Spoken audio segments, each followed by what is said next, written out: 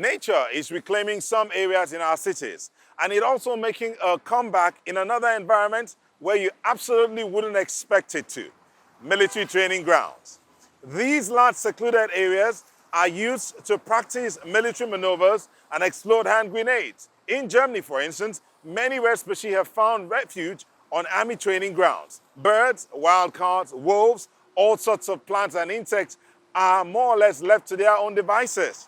In fact, most German military training areas are part of a European network dedicated to preserving biodiversity.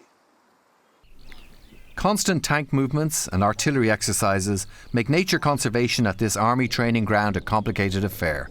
Before the ecologists start work, the search party patrols the area to make sure there are no nasty explosive surprises lurking in the grass. They are always accompanied by a munitions expert from the German military. They found a missile. Its location is marked down and later bomb disposal experts will pick it up. You have to search carefully as we use everything from small 20mm ammunition to large ordnance and explosives. Of course, it's much easier to find bombs than to find small munitions. And don't forget, we've been using this troop training area for 80 years, so you find all sorts of stuff here. Those 80 years of army manoeuvres have helped create a varied landscape in Baumholder. There are grasslands with wild herbs, as well as woodlands and brush, all ideal for biodiversity. The grasslands are so valuable because they're hard to find anywhere else. There's no arable land, so no pesticides, no nutrients, no fertilizers. This is only for military maneuvers. The army has all the heavy equipment it needs to preserve the natural environment.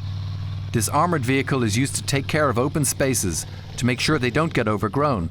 It tears up shrubs and it flattens small trees. Germany has 1,400 square kilometres of land for military drills. The environmental group NABU commissioned a study and found something astonishing. Although there are pollutants like heavy metals and kerosene residue, the sites are ecologically important. The situation in these areas is unique. The exercises create a patchwork environment. There are temporary changes, what we ecologists call disturbances. In areas where soil is removed, there are pioneer sites where rare plants can grow, as well as animal species you can't find in the regular landscape. Destruction by tanks and artillery creates new ecological niches, says Army ecologist Wilfried Groten. Ponds form in tank trails and bomb craters, where frogs and newts can spawn. This is not static environmental protection. Habitats are constantly changing. There are also valuable areas not in regular use by the military where nature can evolve organically. In the areas used less often, they deploy sheep. Several thousand sheep graze all summer long on the military training ground. What makes sheep really useful is that they get into all the corners, under the bushes, into parts of the woods we can't reach. A machine can't do that. The sheep's footprints, grazing and droppings get the turf into the state that nature needs. These sheep have spent numerous summers in the military zone and are well used to it, says Shepherd Karl-Heinz Kinkel.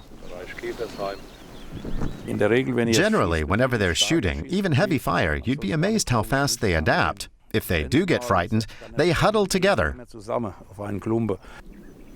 In Germany, large swathes of the natural environment have been wiped out, chiefly through intensive farming. The untamed land in army training areas is highly valuable in ecological terms. In Baumholder, despite the bombs and grenades, this unique environment gets special protection.